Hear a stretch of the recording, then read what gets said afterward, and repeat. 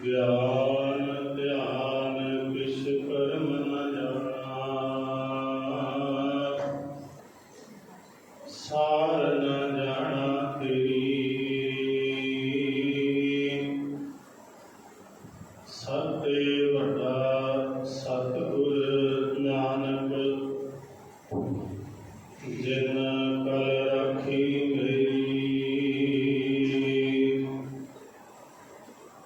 होवै सिफत खसम दी,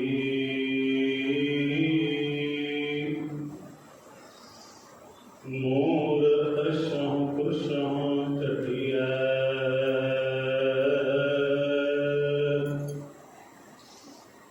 तुद डिठे सचे पातशाह, मल जन्म जन्म दी कटी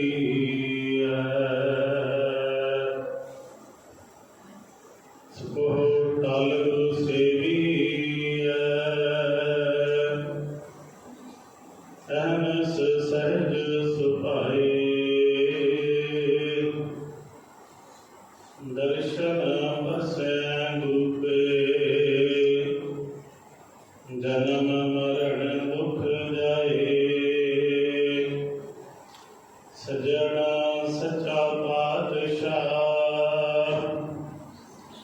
सिर शाहां दै शाह।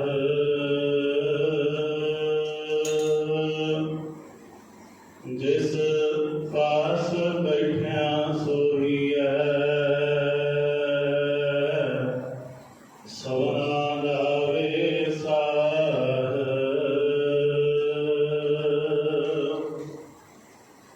सतनाम वाहिगुरु साहिब जियो, सतनाम वाहिगुरु साहिब जियो। हुक्मी होवन आकार, हुक्म न कहया जाई। हुक्मी होवन जी, हुक्म मिलै वड्याई। हुक्मी उत्तम नीच, हुक्म लिख दुख सुख पाईऐ। एक ना हुक्मी बख्शीश, एक हुक्मी सदा अभाई है। हुक्म अंदर सब को, बाहर हुक्म न होए। नानक हुक्म जे बुझै, ताहु मैं कहे न कोए। हुक्म अंदर सब को, बाहर हुक्म न कोए। नानक हुक्म जे बुझै, ताहु मैं कहे न कोए। वाहिगुरु जी का खालसा, वाहिगुरु जी की फतेह। परम सम्मानयोग जुगो जुग अटल, हाजरा हजूर जाहरा जरूर। सर्व कला भरपूर, धन धन श्री गुरु ग्रंथ साहिब जी की पावन पवित्र हजूरी अंदर सुभाए मान होए बैठे सत संगी प्यारिओ। सत संगत दियां अमोलक घड़ियां प्राप्त होईयां हन। प्रेम भावना प्यार और सत्कार सहित आप जी ने सिमरन विच हाजरी लगवाई है। अपनी रसना पवित्र करदिया गुर मंत्र का जाप किया है। ਤੇ ਆਪ ਜੀ ਵੱਡੇ ਭਾਗਾਂ ਵਾਲੇ ਹੋ ਜੋ ਧੰਨ ਧੰਨ ਸ੍ਰੀ ਗੁਰੂ ਗ੍ਰੰਥ ਸਾਹਿਬ ਜੀ ਦੀ ਪਵਿੱਤਰ ਅੰਮ੍ਰਿਤਮਈ ਗੁਰਬਾਣੀ ਦੀ ਲੜੀਵਾਰ ਵਿਚਾਰ ਸਰਵਣ ਕਰਨ ਵਾਸਤੇ ਆਪਣੇ ਸਮੇਂ ਨੂੰ ਸਫਲਾ ਕਰ ਰਹੇ ਹੋ। ਆਓ ਸਤਿਗੁਰੂ ਪਾਤਸ਼ਾਹ ਮਹਾਰਾਜ ਜੀ ਦੇ ਇਸ ਪਾਵਨ ਪਵਿੱਤਰ ਅੰਮ੍ਰਿਤਮਈ ਸ਼ਬਦ ਜਿਸ ਦਾ ਪਾਠ ਆਪਾਂ ਪ੍ਰੇਮ ਭਾਵਨਾ ਸਹਿਤ ਸਰਵਣ ਕੀਤਾ ਹੈ, ਆਓ ਅਦਬ ਸਤਿਕਾਰ ਸਹਿਤ ਸਤਿਗੁਰੂ ਪਾਤਸ਼ਾਹ ਜੀ ਦੇ ਇਸ ਪਾਵਨ ਪਵਿੱਤਰ ਜਪ ਜੀ ਸਾਹਿਬ ਬਾਣੀ ਦੀ ਦੂਸਰੀ ਪੌੜੀ ਦੀ ਵਿਚਾਰ, ਜਿਸ ਨੂੰ ਆਪਾਂ ਕੱਲ ਸੰਕੋਚਿਆ ਸੀ, ਉਸੇ ਪੌੜੀ ਦੀ ਵਿਚਾਰ ਮੁੜ ਤੋਂ ਦੁਹਰਾਉਣ ਦਾ ਯਤਨ ਕਰਦੇ ਹਾਂ। ਇੱਕ ਵਾਰ ਆਪ ਸਾਰੇ ਰਸਨਾ ਪਵਿੱਤਰ ਕਰਦੇ ਆ। ਗੁਰੂ ਬਖਸ਼ੀ ਫਤਿਹ ਪ੍ਰਵਾਨ ਗੁਰੂ ਆਖੋ ਜੀ। ਵਾਹਿਗੁਰੂ ਜੀ ਕਾ ਖਾਲਸਾ, ਵਾਹਿਗੁਰੂ ਜੀ ਕੀ ਫਤਿਹ। ਪਹਿਲੀ ਪੌੜੀ ਦੇ ਪਾਠ ਤੇ ਸੰਪੂਰਨ ਤੇ ਜੋ ਸਤਿਗੁਰੂ ਪਾਤਸ਼ਾਹ ਮਹਾਰਾਜ ਜੀ ਨੇ ਸਿੱਖ ਦੇ ਸਚਿਆਰ ਬਣਨ ਵਾਸਤੇ ਜਿਹੜਾ ਮੁਕਾਮ, ਜਿਹੜੀ ਮੰਜ਼ਿਲ ਮਿਥੀ ਗਈ ਹੈ ਸਿੱਖ ਦੀ, ਉਹ ਹੈ ਸਚਿਆਰ ਕਿਵੇਂ ਬਣਨਾ ਹੈ। ਪਹਿਲਾ ਸਵਾਲ ਗੁਰੂ ਨਾਨਕ ਪਾਤਸ਼ਾਹ ਜੀ ਦਾ ਇਹ ਹੈ ਕਿ ਇਸੇ ਸਵਾਲ ਦੇ ਸੰਦਰਭ ਦੇ ਵਿੱਚ ਪਹਿਲੀਆਂ 4 ਉਦਾਹਰਨਾਂ ਦੇ ਕੇ ਪਾਤਸ਼ਾਹ ਜੀ ਨੇ ਇਸ ਗੱਲ ਨੂੰ ਸਪਸ਼ਟ ਕਰ ਦਿੱਤਾ ਸੀ ਕਿ ਧਰਮਾਂ ਦੇ ਅੰਦਰ ਪ੍ਰਚਲਿਤ ਕੀਤੇ ਜਾਂਦੇ ਫੋਕਟ ਕਰਮਾਂ ਦੇ ਨਾਲ ਕਦੀ ਵੀ ਕੋਈ ਸੰਪੂਰਨ ਨਹੀਂ ਹੋ ਸਕਿਆ।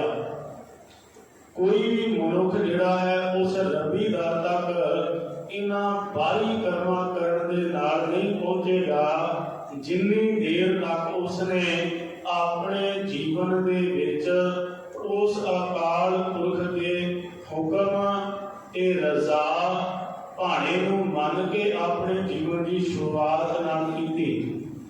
ਸਤਿਗੁਰੂ ਪਾਤਸ਼ਾਹ ਮਹਾਰਾਜ ਜੀ ਦੀ ਇਸ ਪਹਿਲੀ ਪੌੜੀ ਦੇ ਅਖੀਰ ਦੇ ਵਿੱਚ ਜਿਹੜਾ ਸਵਾਲੀਆ ਚਿੰਨ੍ਹ ਹੈ, ਉਸ ਤੋਂ ਅੱਗੇ ਦੀ ਵਿਚਾਰ ਹੈ।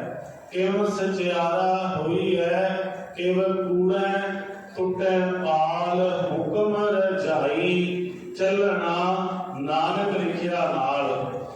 ਸਚਿਆਰ ਕਿਵੇਂ ਬਣਨਾ ਹੈ ਤੇ ਕਿਸ ਤਰੀਕੇ ਦੇ ਨਾਲ ਕੂੜ ਦੀ ਜਿਹੜੀ ਕੰਧ ਹੈ ਉਹ ਢਹਿ ਜਾਵੇ।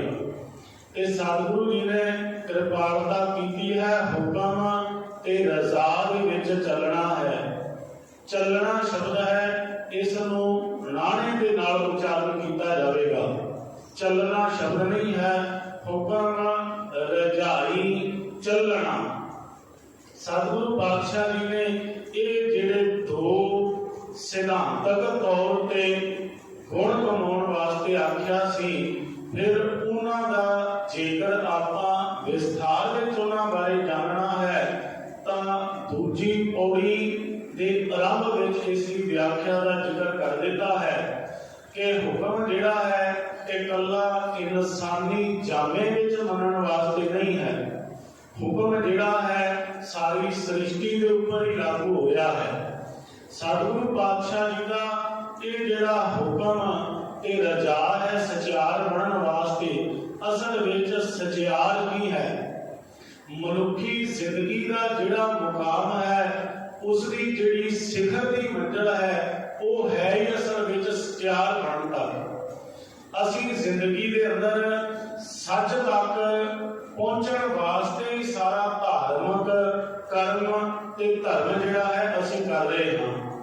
ਸਤਿਗੁਰੂ ਪਾਤਸ਼ਾਹ ਜੀ ਨੇ ਜਪ ਬਾਣੀ ਦੇ ਆਰੰਭ ਵਿੱਚ ਜਦੋਂ ਪਰਮਾਤਮਾ ਦੇ ਬਾਰੇ ਸਤਿਗੁਰੂ ਪਾਤਸ਼ਾਹ ਜੀ ਨੇ ਉਚਾਰਨ ਕੀਤਾ ਸੀ ਕਿ ਉਹ ਅਕਾਲ ਪੁਰਖ ਜਿਹੜਾ ਹੈ ਸੱਚ ਹੈ, ਤੇ ਜਿਹੜਾ ਆਦ ਸੱਚ ਹੈ, ਜੁਗਾਦ ਸੱਚ ਹੈ, ਉਸ ਸੱਚੇ ਤੱਕ ਪਹੁੰਚਣ ਵਾਸਤੇ ਮਨੁੱਖ ਦਾ ਵੀ ਸਚਿਆਰ ਬਣਨਾ ਬਹੁਤ ਜ਼ਰੂਰੀ ਹੈ।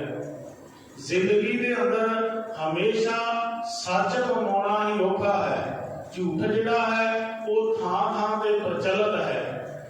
इवें आख लईए कि सच की सिक्ख्या देण वास्ते बहुत घट जिहड़ा है जोर दिता जाता है।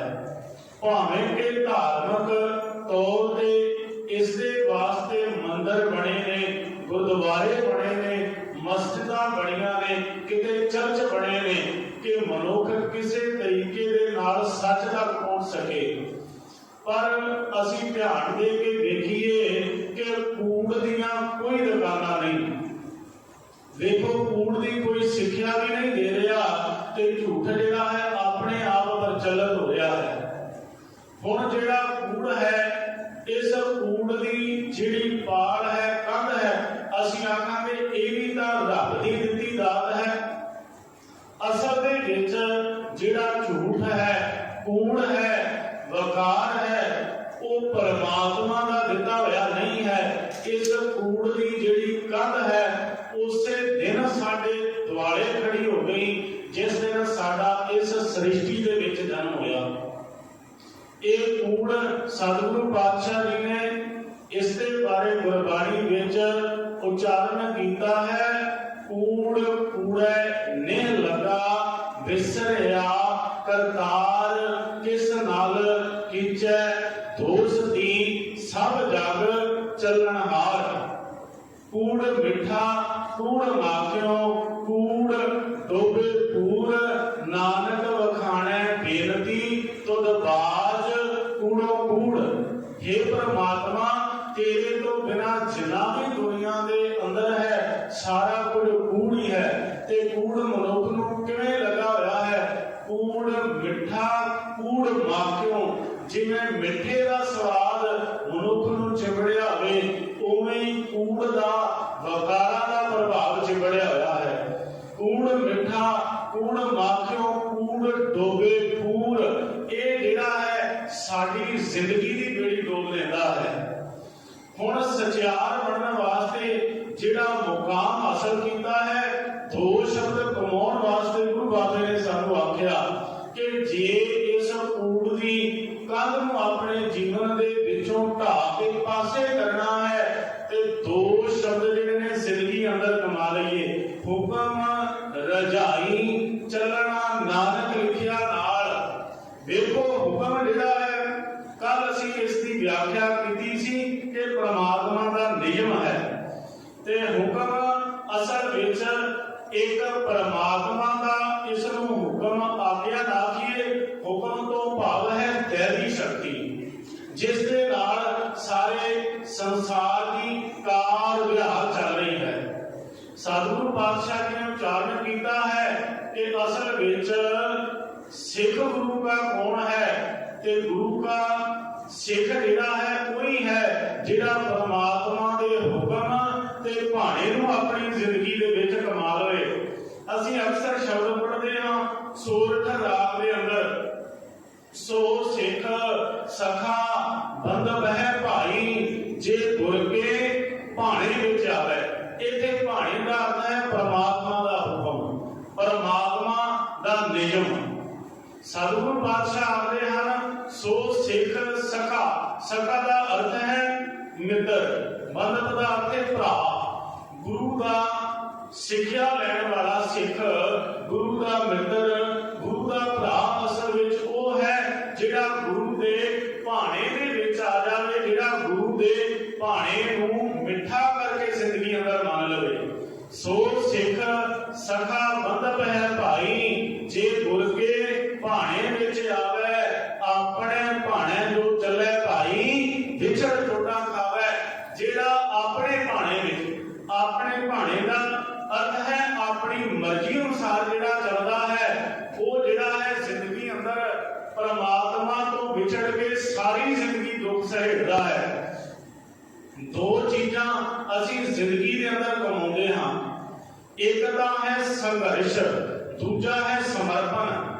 देखो जिंदगी दे अंदर कामयाबी हासिल करने वास्ते संघर्ष किया जाता है। जिंदगी दे अंदर कोई बिजनेस खड़ा करना है, कोई कारोबार खड़ा करना है ते बंदे नूं बहुत ज्यादा संघर्ष करने की लोड़ है। जिन्ना संघर्षशील बन जाता है, उन्नी ही जिंदगी अंदर कामयाबी हासिल कर लेता है।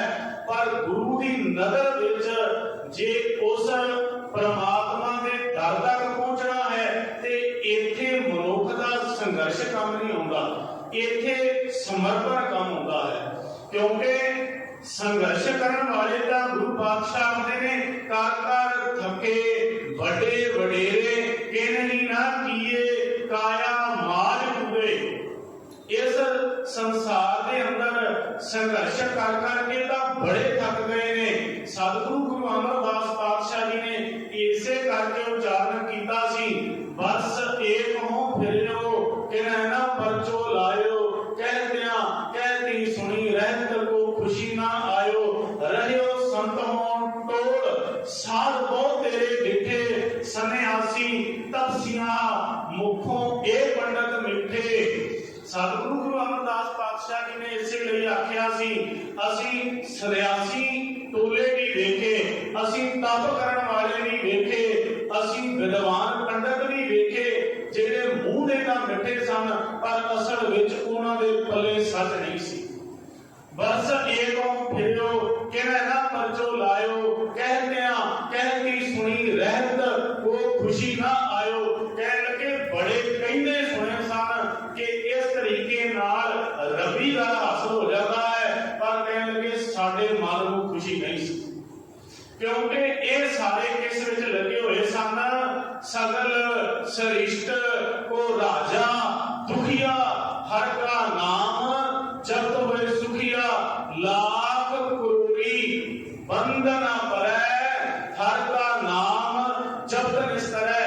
कह लगे सारी सृष्टि दे इथों तक मालक भी दुखी हो गए सन।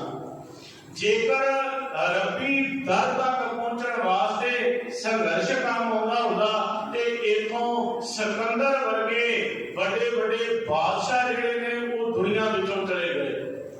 क्योंकि जदों सचियार बनना है ते गुरु दे दर दे उपर संघर्ष कीता काम नहीं होंदा, इत्थे गुरु दे दर दे उपर समर्पण ही काम होता है। इस करके असल विच सिख कौन है, जिहड़ा समर्पण कर देवे, अपने भाणे जो चले भाई, जेड़े अपनी आज्ञा दे विच चलदे ने, जेड़े अपने हुक्म विच चलदे ने, जेड़े गुरु दे हुक्म दे उपर तर्क कर दिंदे ने, वो सारी जिंदगी जेड़े ने सचियार पन तो खाली रह जाते हैं। इस करके मेरे पातशाह ने आख्या, हुक्म रजाई चलना नानक लिखिया नाल, ए तेरे नाल लिख दिता है कि हुक्म ते रजा नूं अपनी जिंदगी दे अंदर कमा के चलना है। हुण एक इत्थे सवाल होर खड़ा हो गया सी, जपजी साहिब दा जदों भी असीं पाठ करिए, जिहड़ी पौड़ी दा असीं पाठ कर रहे हां ते उस पौड़ी दी व्याख्या दा उत्तर अगली पौड़ी विच सानूं मिल जावेगा। आम तौर ते विद्वानां ने जपजी साहिब दे 4 भागां विच जपजी साहिब दी वंड कीती गई है। जपजी साहिब दीयां पहलियां आरंभक जिहड़ियां पौड़ियां ने वो सुणदियां ने, उस तो अगलियां मनण दीयां ने, ते तीजे पड़ाव दीयां पौड़ियां निध आसन दीयां ने। भाव जदों एक जिहड़ा सिमरन करन वाला है एक खास मुकाम दे विच पहुंचदा है ते चौथे पड़ाव ते जाके एक खंडां विच 4 खंडां दा जिक्र होंदा है, उत्थे पहुंच जाता है। पहला सुनन तो गल आरंभ होंदी है। सतगुरु पातशाह आखदे ने सुनना बहुत जरूरी है। हुक्म नूं कोई मन्नेगा, हुक्म मन्ने होवे प्रमाण तां खसमे का महल पाए सी। हुक्म नूं कोई जिंदगी अंदर कमाएगा जेड़ा गुरु के हुक्म नूं पहला सुन लवे। इत्थे सुनन दी जदों गल कीती गुरु नानक पातशाह ने आख्या, सुने सिद्ध पीर सुरनाथ, सुने धरत धवलिया काश, सुने दीप लो पाताल, सुने कोई ना सके काल। देखो सुनन दे नाल कितनियां बरकतां मनुख हासिल कर जांदा है। फिर अगे मनण दी गल शुरू हो जाती है। देखो मन्निया बाद विच जांदा है, पहला सुनिया जांदा है। हुण आपां एक उदाहरण के तौर पे गल लै लईए कि क्लास के विच विद्यार्थी बैठे, एक अध्यापक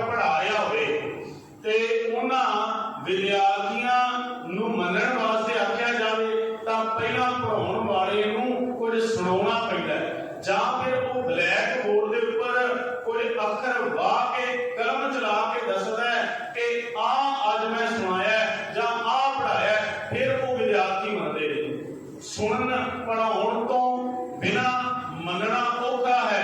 इस करके पहली जिहड़ी सिद्धांतक पक्ष की गल कीती जप बाणी दे अंदर वो है सुनन दी।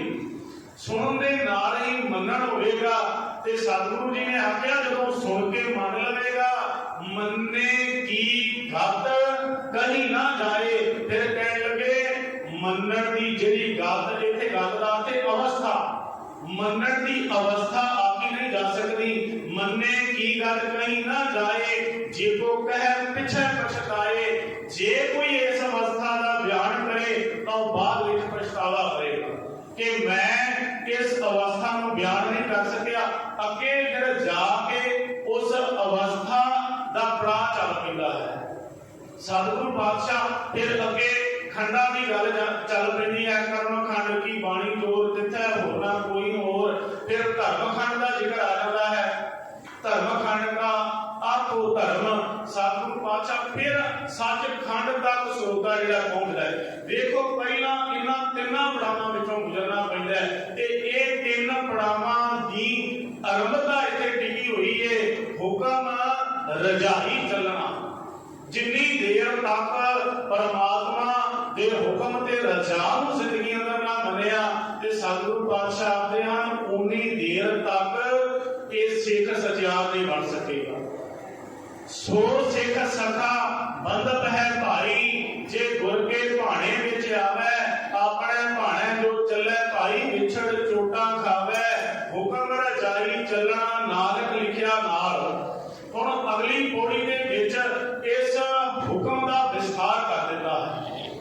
कल आपां विचार कीती सी कि हुक्म है असल विच परमात्मा का नियम जिहड़ा सारी सृष्टि उपर लागू होया है। हुक्मी होवन आकार, हुक्म ना कहिया जाई, हुक्मी होवन जी, हुक्म मिलै वडियाई। सतगुरु पातशाह आखदे ने इस संसार विच परमात्मा दे हुक्म दे नाल, उस दी दैवी शक्ति नाल, उस दे नियम दे नाल सारा आकार धरती उपर बन रहा है। जिवें आपां सुखमनी साहिब विच पढ़दे हां नाम के धारे सगले कर, उथे नाम का की अर्थ है सिमरन नहीं है। नाम का अर्थ है परमात्मा का हुक्म, परमात्मा की दैवी शक्ति।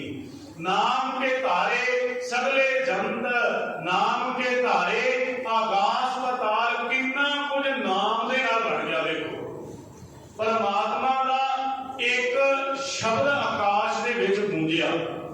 इथे धार्मिक तौर ते अभ्यासी पुरखा ने जिक्र किया कि जदों परमात्मा दा एक शब्द जिहड़ा है इस ब्रह्मांड दे विच एक बड़ा विस्फोट होया, एक बड़ा विस्फोट होया ते उस विस्फोट तो एक गर्जना पैदा हुई। उस गर्जना की आवाज दे नाल फिर सारी सृष्टि बननी शुरू हो गई।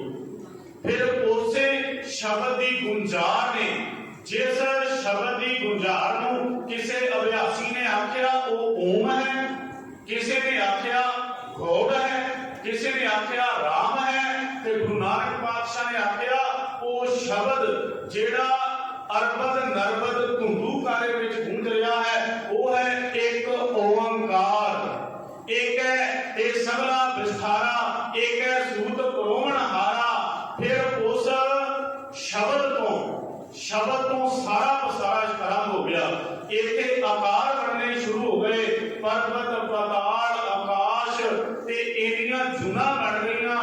फिर मनुख जुनी किस तरीके नाल विकसित हुई, ये लम्मा एक पड़ाव बनया। हुक्मी होवन आकार, हुक्म ना कहिया जाई। ते बादशाह ने आख्या परमात्मा दे इस हुक्म नूं, इस नियम नूं कोई बयान नहीं कर सकता।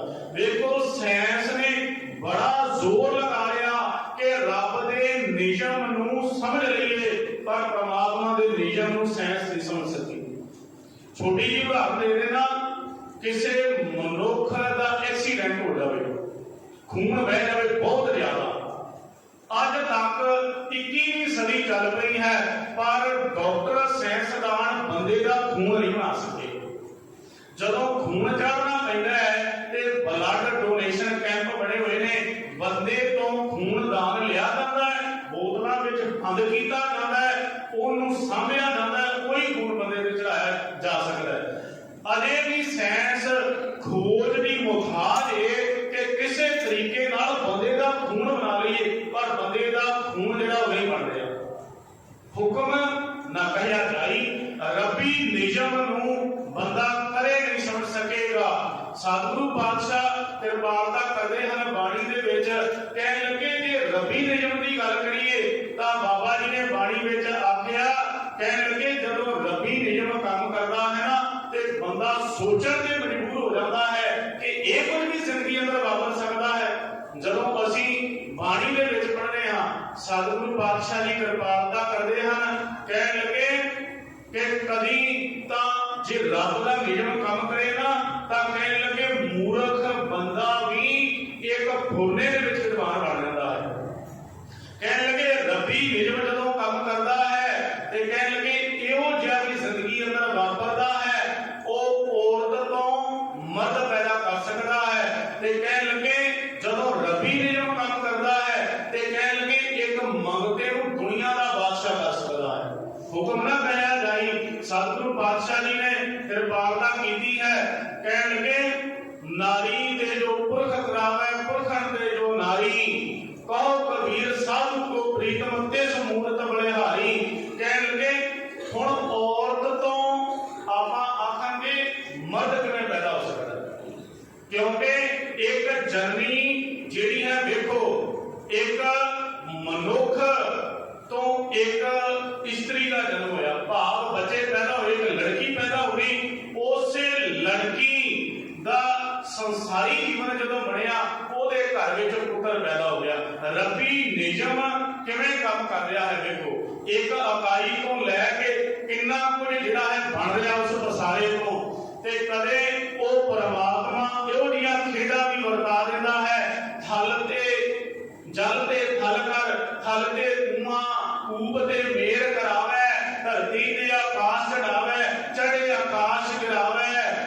ਸਤਿਗੁਰੂ ਪਾਤਸ਼ਾਹ ਕਿਰਪਾਲਤਾ ਕਰਦੇ ਨੇ, ਉਹ ਪਰਮਾਤਮਾ ਦਾ ਨਿਯਮ ਜਦੋਂ ਵਾਪਰਦਾ ਹੈ ਅਸੀਂ ਸੋਚ ਵੀ ਨਹੀਂ ਸਕਦੇ।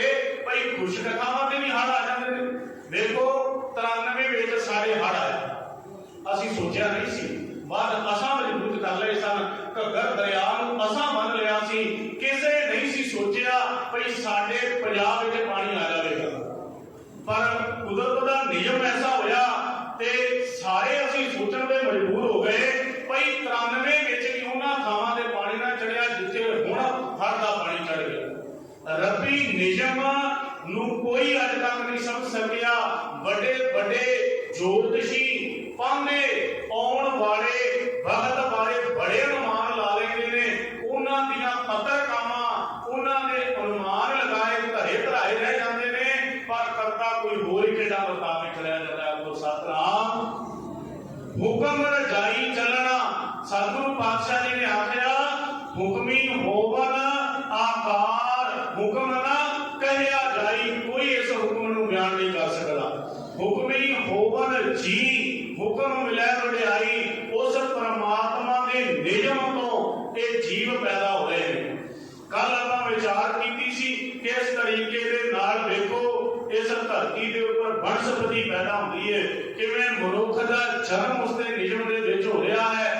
ਹੁਕਮੀ ਹੋਵਨ ਜੀ, ਹੁਕਮ ਮਿਲੇ ਵਡਿਆਈ, ਤੇ ਜੇ ਬੜੀ ਵਡਿਆਈ ਹੈ ਨਾ, ਪ੍ਰਭਤਾ ਹੈ, ਜਿਹੜੀ ਸੋਭਾ ਹੈ, ਉਹ ਵੀ ਪਰਮਾਤਮਾ ਦੇ ਹੁਕਮ ਦੇ ਅੰਦਰ ਹੀ ਕਿਸੇ ਨੂੰ ਮਿਲਦੀ ਹੈ। ਸਤਿਗੁਰੂ ਪਾਤਸ਼ਾਹ ਜੀ ਨੇ ਵੈਸੇ ਗੁਰਬਾਣੀ ਵਿੱਚ ਆਖਿਆ ਹੈ, ਜੇ ਕਿਸੇ ਨੂੰ ਸੱਚੀ ਸੋਭਾ ਦੀ ਲੋੜ ਹੈ ਨਾ ਤੇ ਉਹ ਸਤ ਸੰਗਤ ਕਰਨ ਵਾਲੇ, ਸਿਮਰਨ ਕਰਨ ਵਾਲਿਆਂ ਦੀ ਸ਼ਰਨ ਵਿੱਚ ਪੈ ਜਾਵੇ, ਉਹਨੂੰ ਸੱਚੀ ਵਡਿਆਈ ਮਿਲ ਸਕਦੀ ਹੈ। ਜੇ ਕੋ ਆਪਣੀ ਸ਼ੋਭਾ ਲੋੜੈ ਸਾਧ ਸੰਗ ਇਹ ਹੋਮੈ ਥੋੜੈ।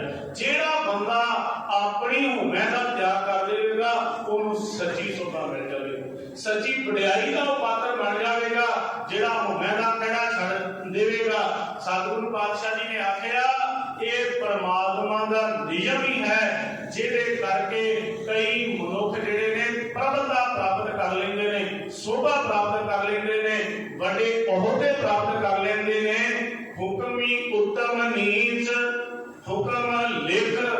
दुख सुख पाइए उस परमात्मा के हुक्म के अंदर ही उसके नियम के अंदर ही कोई उत्तम अत दर्जे का मालक बन जाता है, बड़ा श्रेष्ठ बन जाता है, ते कई नीच वृत्तियों के मालक भी बन जाते हैं। देखो ये भी परमात्मा के नियम के अंदर ही काम कर रहा है। हुक्म लिख दुख सुख पाइए।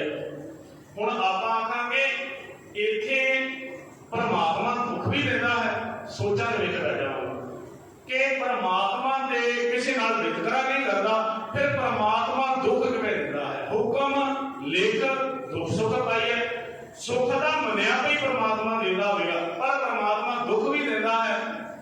मैं दास कल जिहड़ा है मैं ओशो दा एक जपजी साहिब दा टीका उन्होंने कीता, बड़ा वधिया मैं पढ़ रहा था। उहदे विच उन्होंने जदों इस पंक्ति का जिक्र किया ना, उन्होंने आख्या एक बार पैगंबर मुहम्मद साहब नूं इब्राहिम अली मिले ते इब्राहिम अली ने आख्या, कह लगे कि मुहम्मद साहब मैनू एक गल दसो कि सारा कुछ रब दे भाणे अंदर ही वापरदा है कि कुछ बंदा भी करता है इस संसार में।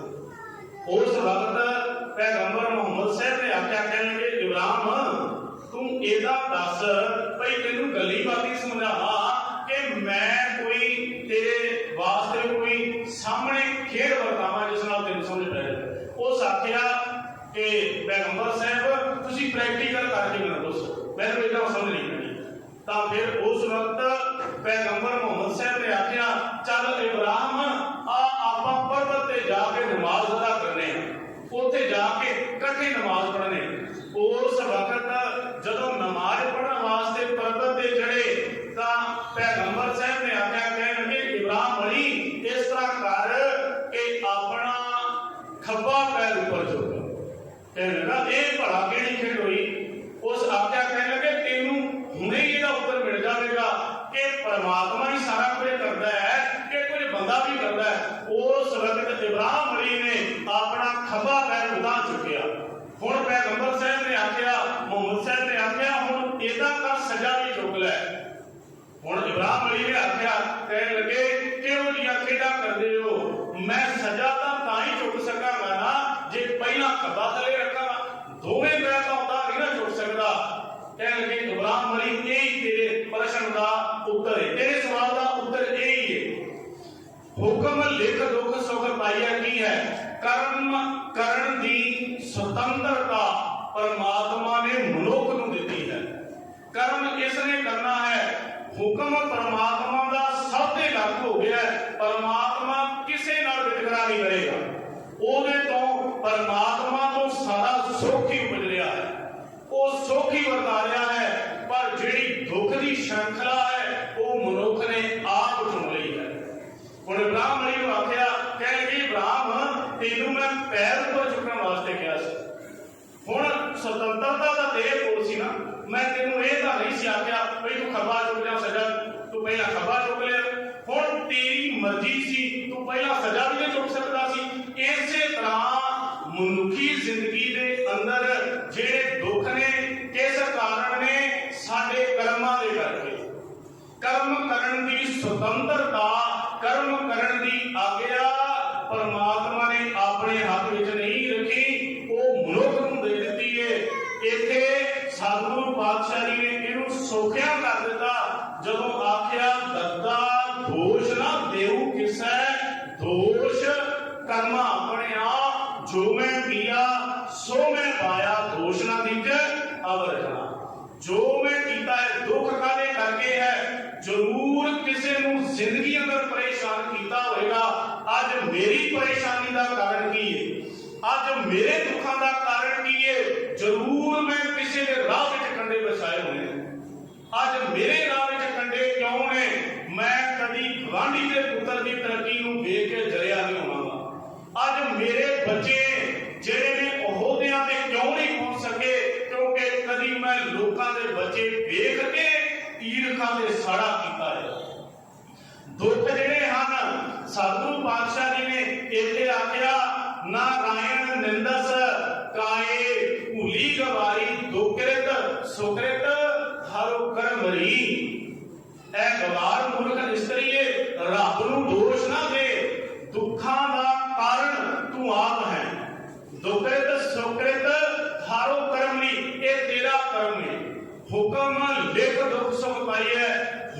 हुक्म वो नियम तो सब ते लागू है, पर उस नियम जिवें आपां सौखिया समझ लईए सड़क के उपर चल रहे हैं, देखो ਜਿਹੜੇ ट्रैफिक के नियम ने ना बंदे की सहूलत वास्ते बनाए ने।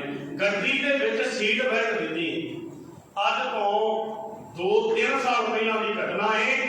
बड़ा एक फिल्मी स्टार कमेडियन जसपाल भट्टी जिहड़ा उसकी डेथ हो गई सी, पता किवें? क्योंकि पिछली सीट ते बैठा सी ते उहने बेल्ट नहीं सी लाई, अगले दोवां बेल्ट लाई सी। हुण असीं गड्डी दी सीट उपर बैठने आ, जिहड़े ड्राइविंग नियम ने ਉਹ ਸਾਨੂੰ ਸਮਝਾਏ ਜਾਂਦੇ ਨੇ ਭਈ ਜਦੋਂ ਸੜਕ ਤੇ ਚੱਲਣਾ ਤੇ ਖੱਬੇ ਪਾਸੇ ਚੱਲਣਾ, ਤੇ ਜਦੋਂ ਸੜਕ ਤੇ ਚੱਲਣਾ ਹੈ ਗੱਡੀ ਵਿੱਚ ਬੈਠਣਾ ਹੈ ਤੇ ਪਹਿਲਾਂ ਬੈਠ ਲਾ ਲੈਣੀ ਹੈ। ਅਸੀਂ ਹੁਣ ਕੀ ਕਰਦੇ ਆ ਭਈ ਇੱਥੋਂ ਤਾਂ ਇੰਜ ਹੀ ਚੱਲ ਪਏ, ਜਦੋਂ ਸਾਹਮਣੇ ਪੁਲਿਸ ਵਾਲੇ ਵਿਖਾਈ ਦਿੱਤੇ ਤੇ ਉਦੋਂ ਅਸੀਂ ਸੀਟ ਬੈਠ ਲਾ ਲਈ। ਅਸੀਂ ਇਸ ਨੂੰ ਆਪਣੀ ਸੁਰੱਖਿਆ ਵਾਸਤੇ ਨਹੀਂ ਵਰਤ ਰਹੇ, ਅਸੀਂ ਇਸ ਕਰਕੇ ਵਰਤ ਰਹੇ ਹਾਂ ਸਾਡਾ ਚਲਾਨ ਨਾ ਹੋ ਜਾਵੇ।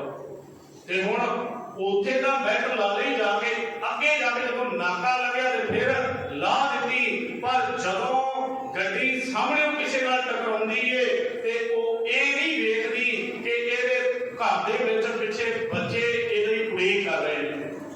ਜਿਹੜਾ ਨਿਯਮ ਹੈ ਉਹ ਇਹ ਨਹੀਂ ਵੇਖਦਾ ਕੋਈ ਸੰਤ ਜਾਂ ਕੋਈ ਖਾਸ ਮਨੁੱਖ ਹੈ, ਨਿਯਮ ਸਭ ਉੱਤੇ ਬਰਾਬਰ ਲਾਗੂ ਹੋ ਰਿਹਾ ਹੈ।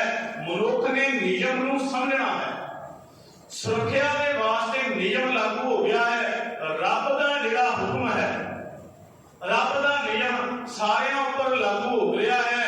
हुक्म लिख दुख सुख पाई है, परमात्मा के हुक्म अंदर नियम के अंदर ही मनुख दुख ते सुख की श्रृंखला जिहड़ी है उसनूं शामिल कर लैंदा है। एक ना हुक्मी बख्शीश, एक हुक्मी सदा भवाई है। एक ना दा अर्थ है एक ऐसे भी ने जिन्हां दे उपर परमात्मा दे हुक्म दी नजर दी बख्शिश हो जाती है, रहमत हो जाती है। ते एक परमात्मा दे नियम दे अंदर सारी जिंदगी भटकदे रहिंदे ने, जिन्हां नूं सारी जिंदगी मुकाम ही नहीं मिलता। इत्थे भगत रविदास वर्गिया ने आख्या है, अरदास कीती है रब्बी दर ते, कदी साडी अरदास दा ओह अंग बन जावे। असीं तां इत्थे घरेलू ही अरदासां कीतियां ने, पर जदों भी भगत रविदास अरदास करदे ने ओह आखदे ने बहुत जन्म विछड़े ते माधो रविदास वर्गिया नूं भटकना पै गया। 84 लाख जूना दे विच भगत रविदास वर्गे भी भटके, तां ही तां उन्हां बेनती कीती बहुत जन्म बिछड़े थे माधो, ये जन्म तुम्हारे लेखे, आ जन्म मैं तेरे लेखे विच ला देना। क्योंकि बहुत जन्म भटकदियां लग रहे ने। केते रुख बिरख हम चीने, केते पशु अपाए, केते नाग कुली में आए, केते पंख उड़ाए। मेरे साहिबा कौन जाने गुण तेरे कहे ना जानी औगण मेरे। किन्नी भटकना करनी पै गई। इत्थे सतगुरु पातशाह जी ने बड़ा समझण वास्ते नुकता गुरबाणी दे विच ही दिता है। सानू किते बाहर नहीं जाना पवेगा। गुरु सवारियो, जिद्दण असीं गुरु ग्रंथ साहिब दे नेड़े हो गए, सारा कुछ सानू समझ पै जाना है कि जिंदगी अंदर की वरतारा चल रहा है। सतगुरु पातशाह जी ने इत्थे टंकार मारी, कहने लगे वेख उन्हां जूना दे वाल किवें भटक रहियां ने। 4 पाव दोए सिंह गुंग मुख तब कैसे गुण गई है। उठत बैठत ठींगा पर है, तब कद मूंड लुकई है। हर दिन बैर बिराने हुई है। टूटे नाकन टूटे कांगन कोदो को भुस गई है। सारो दिन डोलत मन मैया, अजहू ना भेद अकई है। जन भगतन को कहे ना मानो, कीना अपनो पई है। कहने लगे तू रब दे भगतां दा कहना नहीं सी ना मन्निया, चंगी गल नहीं सी। किसे रब्बी प्यारे दी सिक्ख्या हासिल कीती। कहने लगे अपना कीता हुण आप ही पारे। कहने लगे जिस दिन तेनू जन्म मिल गया ना एक बैल वर्गा, तेरी जबान जिहड़ी है मुंह गूंगा हो गया। तू किते राम आखना है, किते वाहिगुरू आखना पर जबान विचों नहीं निकलदा। कहने लगे सारा दिन वो बैल की जून की है, कहने लगे सारा दिन मोढे ते हाथ रहिंदा है, फूंटे नाकन नक्कां विच अगले ने नकेल पा लई। पुरातन समय में बैल होंदे सन, उस समय की दित्ती गई उदाहरण है। सतगुरु पातशाह जी के पावन शब्द के नेड़े आपां आईए, समा अपना पंध मुकाई जा रहा है। एक ना हुक्मी बख्शीश, एक हुक्मी सदा भवाई है। एक परमात्मा के हुक्म के अंदर जम जम मरै, मरै फिर जमै, बहुत सजाए पया देश लमै।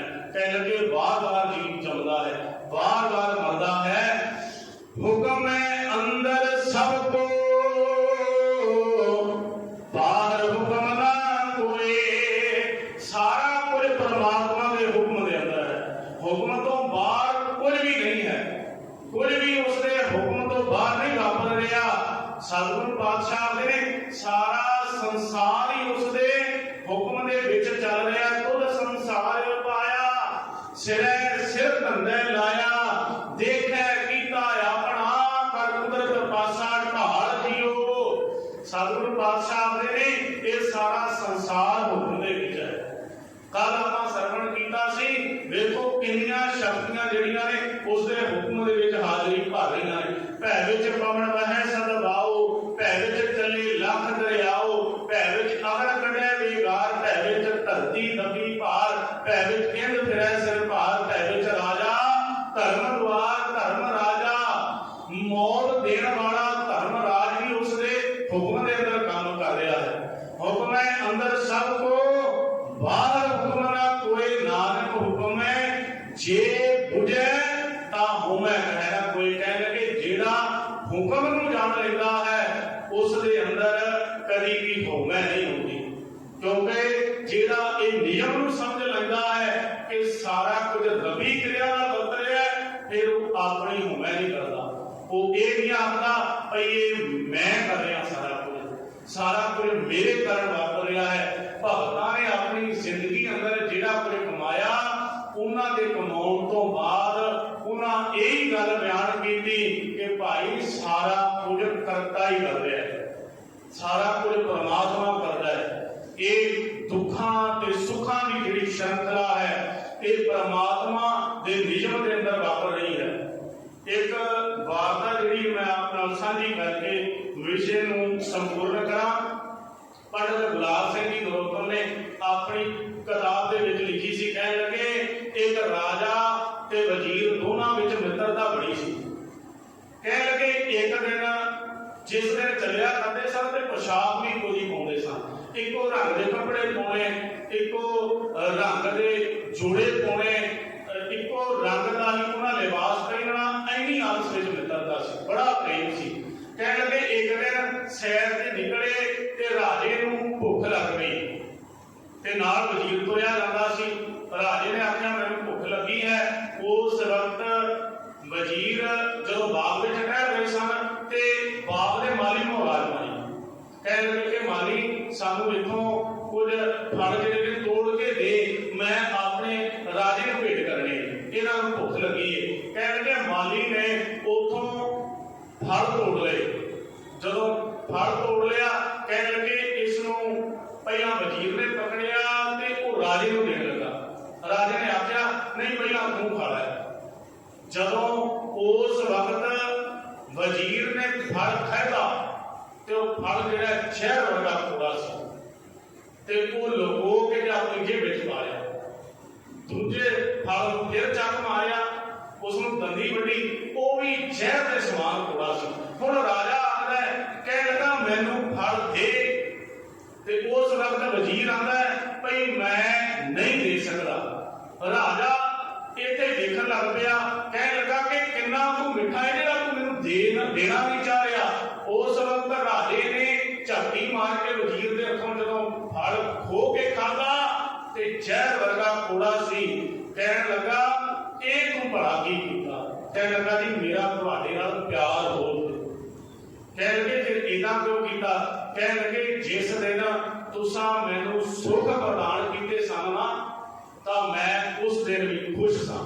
मैं उस दिन भी ਤੁਹਾਡੀ ਰਜ਼ਾ ਦੇ ਵਿੱਚ ਖੁਸ਼ ਸਾਂ। ਤੇ ਕਹਿਣ ਲੱਗੇ ਸੁੱਖ ਤਾਂ ਮੈਂ ਆਪ ਬਣਾ ਲਏ ਸਨ, ਤੇ ਅੱਜ ਕੋੜੇ ਜਿਹੜੇ ਫਲ ਨੇ ਮੈਂ ਤੁਹਾਨੂੰ ਕਿਵੇਂ ਦੇ ਸਕਦਾ ਸੀ। ਇਹ ਕੋੜਾ ਫਲ ਵੀ ਮੈਂ ਕਿਹਾ ਜੇਕਰ ਸੁੱਖ ਦੇਣ ਵਾਲੇ ਤੁਸੀਂ ਹੋ ਤੇ ਮੈਂ ਤੁਹਾਨੂੰ ਦੁੱਖ ਨਹੀਂ ਬਣ ਸਕਦਾ। ਜੇ ਅੱਜ ਦੁੱਖ ਮਿਲਿਆ ਤਾਂ ਉਹਨੂੰ ਵੀ ਪਹਿਲਾਂ ਮੈਂ ਸਹਿਣਾ। ਜਿਹੜਾ ਰੱਬੀ ਹੁਕਮ ਵਿੱਚ ਚੱਲਣ ਵਾਲਾ ਹੈ, ਨਾਨਕ ਹੁਕਮੇ ਜੇ ਬੂਝੈ, ਜਿਹੜਾ ਹੁਕਮ ਦੀ ਕਾਰ ਨੂੰ ਜਾਣ ਲੈਂਦਾ ਹੈ ਤੇ ਕਦੀ ਵੀ ਉਸ ਦੇ ਵਿੱਚ ਹਉਮੈ ਦਾ ਪ੍ਰਗਟਾਵਾ ਜਿਹੜਾ ਹੈ ਨਹੀਂ ਹੁੰਦਾ। ਉਹ ਕਹਿੰਦਾ ਹੈ ਸਾਰਾ ਕੁਝ ਰੱਬੀ ਨਿਯਮ ਦੇ ਅੰਦਰ ਵਾਪਰ ਰਿਹਾ ਹੈ। ਹੁਕਮੇ ਸਭ ਕੁਛ ਆਉਂਦਾ, ਹੁਕਮੇ ਸਭ ਕੁਛ ਜਾਏ। ਸਤਿਗੁਰੂ ਗੁਰੂ ਨਾਨਕ ਪਾਤਸ਼ਾਹ ਮਹਾਰਾਜ ਜੀ ਨੇ ਰਾਮਕਲੀ ਸਿੱਧ ਗੋਸ਼ਟ ਦੇ ਵਿੱਚ ਬਚਨ ਕੀਤੇ ਸਨ। ਜਦੋਂ ਸਿੱਧਾ ਨਾਲ ਗੋਸ਼ਟ ਹੋਈ ਨਾ ਤਾਂ ਸਿੱਧਾ ਪੁੱਛਿਆ, ਕਹਿ ਲਗੇ ਕਿਰਤ ਕਿਰਤ ਬਿਰਦ ਜਗ ਉਪਜੈ ਪੁਰਖਾ, ਕਿਰਤ ਬਿਰਦ ਬਿਰਸੈ ਦੁੱਖ ਪਾਈ। ਉਸ ਵਕਤ ਗੁਰੂ ਨਾਨਕ ਪਾਤਸ਼ਾਹ ਜੀ ਨੇ ਆਖਿਆ ਸੀ, ਕਹਿਣ ਲੱਗੇ ਸਤਿਗੁਰੂ ਪਾਤਸ਼ਾਹ ਜੀ ਨੇ ਉਸ ਵਕਤ ਬਚਨ ਕੀਤੇ, ਕਹਿਣ ਲੱਗੇ ਹਉਮੈ ਵਿੱਚ ਜਗ ਉਪਜੈ ਬਿਰਸਾ, ਨਾਮ ਵਿਸਰੈ ਦੁੱਖ ਪਾਈ। ਕਹਿਣ ਲੱਗੇ ਹਉਮੈ ਦੇ ਵਿੱਚ ਜਦੋਂ ਵੀ ਇਹ ਜਗ ਬਿਰਸਦਾ ਹੈ, ਹਉਮੈ ਦੇ ਵਿੱਚ ਹੀ ਬਿਰਸਦਾ ਹੈ। ਇਹ ਹਉਮੈ ਹੀ ਹੈ ਜਿਹੜੀ ਜੀਵਨ ਨੂੰ ਖਤਮ ਕਰਦੀ ਹੈ। ਹਉਮੈ ਵਿੱਚ ਜਗ ਬਿਰਸੈ ਪੁਰਖਾ, ਨਾਮ ਵਿਸਰਿਆ ਦੁੱਖ ਪਾਈ। ਨਾਮ ਵਿਸਾਰ ਕੇ ਦੁੱਖ ਮਿਲਦਾ ਹੈ ਤੇ ਹਉਮੈ ਦੇ ਵਿੱਚ ਜਿਹੜਾ ਹੈ, ਹਉਮੈ ਸਾਡੇ ਪਤਨ ਦਾ ਕਾਰਨ ਬਣ ਜਾਂਦੀ ਹੈ। ਸਤਿਗੁਰੂ ਪਾਤਸ਼ਾਹ ਮਹਾਰਾਜ ਜੀ ਨੇ ਇਸ ਦੂਸਰੀ ਪੌੜੀ ਦੇ ਵਿੱਚ ਜਿਹੜੀ ਪਰਮਾਤਮਾ ਦੇ ਹੁਕਮ ਦੀ ਵਿਆਖਿਆ ਕੀਤੀ ਹੈ, ਸਤਿਗੁਰੂ ਪਾਤਸ਼ਾਹ ਕਿਰਪਾਲਤਾ ਕਰਦੇ ਨੇ ਅਸੀਂ ਪਰਮਾਤਮਾ ਦੇ ਹੁਕਮ ਨੂੰ ਖਿੜੇ ਮੱਥੇ ਪ੍ਰਮਾਣ ਕਰ ਲਈਏ। ਦੁੱਖਾਂ ਤੇ ਸੁੱਖਾਂ ਦੇ ਵਿੱਚ ਉਸ ਪਰਮਾਤਮਾ ਦੀ ਰਜ਼ਾ ਨੂੰ ਜਦੋਂ ਅਸੀਂ ਕਬੂਲ ਕਰਕੇ ਚੱਲਣਾ ਸਿੱਖ ਪਿਆ ਤੇ ਫਿਰ ਜ਼ਿੰਦਗੀ ਦੇ ਅੰਦਰ ਦੁੱਖਾਂ ਦੀ ਕਦੇ ਵੀ ਗਿਣਤੀ ਨਹੀਂ ਹੋਈ। ਫਿਰ ਸਤਿਗੁਰੂ ਪਾਤਸ਼ਾਹ ਮਹਾਰਾਜ ਕਿਰਪਾਲਤਾ ਕਰਦੇ ਨੇ, ਇੱਕ ਦਿਨ ਉਹ ਪੜਾ ਜਾਂਦਾ ਹੈ ਜਿਸ ਦਿਨ ਇੱਕ ਅਭਿਆਸੀ ਆਖਦਾ ਹੈ ਦੁੱਖ ਨਹੀਂ ਸਭ ਸੁੱਖ ਹੀ ਹੈ ਰੇ, ਹਾਰ ਨਹੀਂ ਸਭ ਜਿੱਤ ਹੈ। ਕੁਝ ਵੀ ਜੀਵਨ ਵਿੱਚ ਹਾਰ ਨਹੀਂ, ਸਾਰਾ ਕੁਝ ਜੇਤੀ ਹੈ। ਕੁਝ ਵੀ ਦੁੱਖ ਨਹੀਂ, ਸਾਰੇ ਸੁੱਖ ਹੀ ਨੇ। ਸਤਿਗੁਰੂ ਪਾਤਸ਼ਾਹ ਕਿਰਪਾਲਤਾ ਕਰਨ। ਅੱਜ ਆਪਾਂ ਦੂਜੀ ਪੌੜੀ ਦੀ ਵਿਆਖਿਆ ਨੂੰ ਸਤਿਗੁਰੂ ਪਾਤਸ਼ਾਹ ਜੀ ਦੀ ਕਿਰਪਾਲਤਾ ਦੇ ਨਾਲ ਸੰਪੂਰਨ ਕੀਤਾ ਹੈ ਤੇ ਆਪਾਂ ਕਿਰਪਾਲਤਾ ਕਰਨੀ ਹੈ। ਦੇਖੋ ਜਿੱਥੇ ਸ਼ਬਦ ਅਰਥ ਕਰਨੇ ਨੇ ਉੱਥੇ ਭਾਵ ਅਰਥਾਂ ਨੂੰ ਵੀ ਵਿਚਾਰਨਾ ਹੈ ਤੇ ਯਤਨ ਕਰਨਾ ਹੈ। ਧੰਨ ਗੁਰੂ ਨਾਨਕ ਪਾਤਸ਼ਾਹ ਜੀ ਦਾ ਉਪਦੇਸ਼ ਅਸੀਂ ਗੁਰੂ ਦੇ ਦਰ ਤੋਂ ਕਮਾ ਕੇ ਲੈ ਜਾਈਏ ਤਾਂ ਹੀ ਜੀਵਨ ਦੇ ਵਿੱਚ ਇਹ ਲੋਕ ਸੁਖੀਏ ਪ੍ਰਲੋਕ ਸੁਹੇਲੇ। ਨਾਨਕ ਹਰਿ ਪ੍ਰਭ ਆਪੇ ਮੇਲੇ ਹੋਈਆਂ ਬਿਆਨ। ਭੁੱਲਾਂ ਦੀ ਖਿਮਾ ਜੀ। ਵਾਹਿਗੁਰੂ ਜੀ ਕਾ ਖਾਲਸਾ, ਵਾਹਿਗੁਰੂ ਜੀ